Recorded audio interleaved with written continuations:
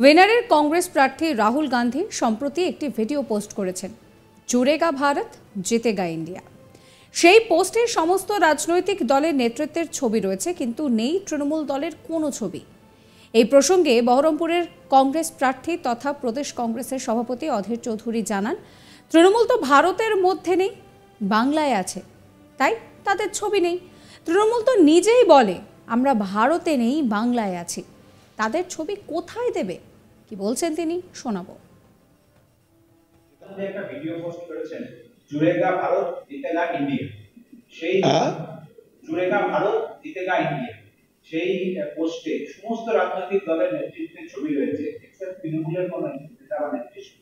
তৃণমূল তো ভারতের মধ্যে নেই, বাংলায় আছে, তাই তাদের ছবি নেই। তৃণমূল নিজেই তো বলে আমরা ভারতে নেই, আমরা বাংলায় আছি, তাদের ছবি কোথায় দেবে? অন্যদিকে শনিবার 1 জুন সপ্তম তথা শেষ দফার নির্বাচনে আবারও সন্দেশখালীর শিরোনামে উঠে আসে। গ্রাম পাহারা দিতে হয় মহিলাদের, বিজেপি কর্মীদের মারধর করা হয়েছে, সেই অভিযোগও সামনে এসেছে। এই প্রসঙ্গে অধীর চৌধুরীর বক্তব্য যে পশ্চিমবঙ্গে আইন শৃঙ্খলা বলে তো কিছুই নেই, সন্দেশখালী তার জ্বলন্ত উদাহরণ। আইন শৃঙ্খলার অবনতি এমন জায়গায় পৌঁছেছে যে কেন্দ্রীয় বাহিনী দিয়ে সেখানকার পরিস্থিতিকে পুনরুদ্ধার করা যাচ্ছে না। সন্ত্রাসের হাত থেকে সন্দেশখালীর মানুষকে রক্ষা করা যাচ্ছে না। রাজ্য এবং কেন্দ্র উভয় সরকারই এখানে ব্যর্থ। এবং তিনি পাশাপাশি বলছেন যে কেন্দ্রের নির্বাচন কমিশনের সন্দেশখালীতে যাতে সন্ত্রাস চালাতে না পারে, সেটা তাদের ব্যর্থতার নজির হিসেবে চিহ্নিত থাকবে। কি বলছেন তিনি, শোনাবো। ভোটে সন্দেশখালী আবার শিরোনামে, রাত থেকে গ্রাম পাহারা দিতে হতো, বিজেপি অভিযোগ করছে তাদের উপর মারধর করেছে, ভোটার মারধর করেছে, তৃণমূল অভিযোগ তাদের মারধর করেছে। পশ্চিমবঙ্গে আইন শৃঙ্খলা বলে কিছু নেই, সন্দেশখালী তার জ্বলন্ত উদাহরণ। আইন শৃঙ্খলার অবনতি এমনই জায়গায় পৌঁছেছে যে কেন্দ্রীয় বাহিনী মোতায়েন করেও সেখানকার আইন শৃঙ্খলাকে পুনরুদ্ধার করা যাচ্ছে না, সন্ত্রাসের হাত থেকে সন্দেশখালীর মানুষকে রক্ষা করা যাচ্ছে না। এটা রাজ্য এবং কেন্দ্র উভয় সরকারের এটা ব্যর্থতা। এবং আমি তো বলবো যে কেন্দ্রের নির্বাচন কমিশন যদি সন্দেশখালীতে সন্ত্রাস ঠেকাতে না পারে, তাহলে সেটা তাদের ব্যর্থতার নজির হিসাবে চিহ্নিত থাকবে। শেষ দফার ভোটের দিন শনিবার 1 জুন কুলতলি, জয়নগর, ক্যানিং সমস্ত জায়গাতে মারামারি হয়েছে। সকালবেলায় সেক্টর অফিসারের গাড়ি থেকে রিজার্ভ ইভিএম জলে ফেলে দেওয়া হয়, এজেন্টদের মাথা ফেটেছে। এই প্রসঙ্গে অধীর বলেন যে এর মানেটা একটাই, তৃণমূল এই নির্বাচনে সরাসরি অংশগ্রহণ করতে ভয় পাচ্ছে। সন্ত্রাসের আশ্রয় নেওয়ার মানেটা কি? তৃণমূল বুঝতে পারছে যে সন্ত্রাস ছাড়া তার জেতার সম্ভাবনা নেই। সেখানে কেন্দ্রীয় বাহিনী কেন আরও বেশি তৎপর হচ্ছে না, সেটাও কিন্তু ভাবার বিষয়। কেন্দ্রীয় বাহিনীকে কি তৎপর হতে কোথাও থেকে নির্দেশ আসছে না, নাকি কেন্দ্রীয় বাহিনী তৎপর হচ্ছে না? এর নেপথ্যের কারণটাও জানার দরকার রয়েছে। বড় হলেও এই ধরনের কেন্দ্রীয় বাহিনী যদি ব্যর্থ হয়, তাহলে তো প্রশ্ন উঠবেই। কেন্দ্রীয় বাহিনীর বিশ্বাসযোগ্যতা নিয়ে প্রশ্ন উঠবে, পাশাপাশি নির্বাচন কমিশনের বিশ্বাসযোগ্যতা নিয়েও প্রশ্ন উঠবে। কারণ আমাদের নির্বাচন কমিশন কথা দিয়েছিল যে সন্ত্রাস মুক্ত, ফ্রি অ্যান্ড ফেয়ার ইলেকশন হবে। কি বলছেন অধীর চৌধুরী, শুনুন। তার মানেটা একটাই যে তৃণমূল এই নির্বাচনে সরাসরি অংশগ্রহণ করতে ভয় পাচ্ছে। সন্ত্রাসের আশ্রয় নেওয়া মানেটা কি? তৃণমূল বুঝতে পারছে যে সন্ত্রাস ছাড়া তার জেতার সম্ভাবনা নেই। সেইখানটা কেন্দ্রীয় বাহিনী কেন আরো বেশি তৎপর হচ্ছে না, সেটাও কিন্তু ভাবার বিষয়। কেন্দ্রীয় বাহিনীকে তৎপর হতে কি কোথাও থেকে নির্দেশ আসছে? না কেন্দ্রীয় বাহিনী স্বইচ্ছায় তৎপর হচ্ছে না, এর পিছনে কারণটা কি, এটাও জানার দরকার আছে। কখনো কখনো কেন্দ্রীয় বাহিনীর এই ধরনের যদি ব্যর্থতা হয়, তাহলে প্রশ্ন তো উঠবেই। কেন্দ্রীয় বাহিনীর বিশ্বাসযোগ্যতা নিয়ে প্রশ্ন উঠবে, কিন্তু পাশাপাশি নির্বাচন কমিশনের বিশ্বাসযোগ্যতা নিয়ে প্রশ্ন উঠবে। কারণ নির্বাচন কমিশন আমাদেরকে কথা দিয়েছিল যে সন্ত্রাস মুক্ত, ফ্রি অ্যান্ড ফেয়ার ইলেকশন হবে।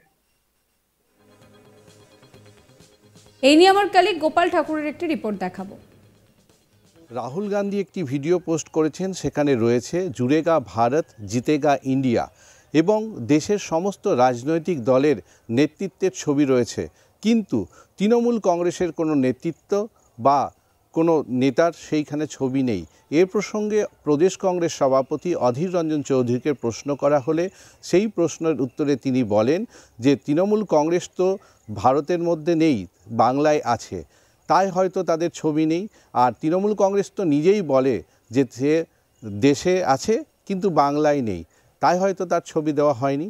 এভাবেই তিনি এই কেন্দ্র নেতৃত্বের যে প্রসঙ্গ বা একটা ইন্ডি জোটের যে সর্বভারতীয় একটি ছবি যেখানে কংগ্রেস একটি মুখ্য দল, সেই জায়গা থেকে পোস্ট করা হয়েছে, অথচ তৃণমূল কংগ্রেসের কোনো অস্তিত্বের সেখানে কোনো উল্লেখ নেই, অথচ তৃণমূল নেতৃত্বের কোনো ছবি নেই। এই বিষয়টি নিয়ে রীতিমতো রাজনৈতিক মহলের একটি জল ঘোলা হয়েছে এবং নানান মন্তব্যের সাথে রাজনৈতিক মহল এই বিষয়টিকে দেখছেন।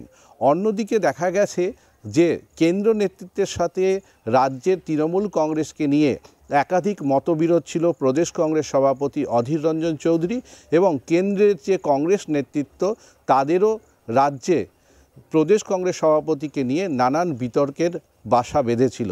কিন্তু পাশাপাশি এই যে কেন্দ্র নেতৃত্ব কংগ্রেসের যে বিভিন্ন রাজনৈতিক দলের নেতৃত্বের ছবি রয়েছে এই জুড়েগা ভারত ভিডিওতে, সেইখানে কিন্তু তৃণমূলের ছবি নেই।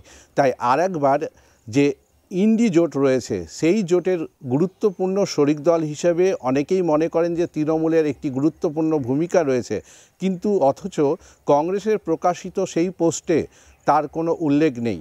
তা রীতিমতো এই যে পোস্ট রাহুল গান্ধী নিজেই করেছেন, সেই পোস্ট নিয়ে রীতিমতো রাজনৈতিক চাঞ্চল্য ছড়িয়েছে এবং বিতর্কের বাসা অবশ্যই বেঁধেছে। পাশাপাশি প্রদেশ কংগ্রেস সভাপতিকে জিজ্ঞাসা করা হয় যে গতকাল সপ্তম দফার অর্থাৎ 2024 লোকসভা নির্বাচনের শেষ দফার নির্বাচন ছিল, সেই নির্বাচনের সন্দেশখালি আবার উত্তপ্ত হয়েছে।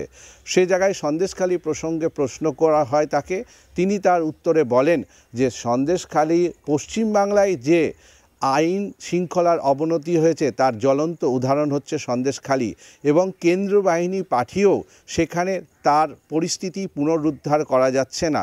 এবং তিনি বলেন যে এটা শুধু রাজ্য নয়, রাজ্য এবং কেন্দ্রের উভয়ের এটা ব্যর্থতা। পাশাপাশি নির্বাচন কমিশন যে দায়িত্ব বহন করেছিল এই নির্বাচনের ক্ষেত্রে সেখানেও প্রশ্ন উঠছে, কারণ নির্বাচন কমিশন এই সন্ত্রাসকে যদি নিয়ন্ত্রণ না করতে পারে সেই জায়গায় কিন্তু একটি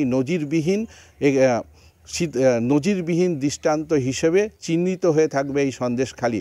তাই নির্বাচন কমিশন, রাজ্য এবং কেন্দ্র উভয় মিলেই এই বিষয়টিকে সন্দেশখালিকে সন্ত্রাসমুক্ত করার দায়বদ্ধতা রয়েছে তাদের।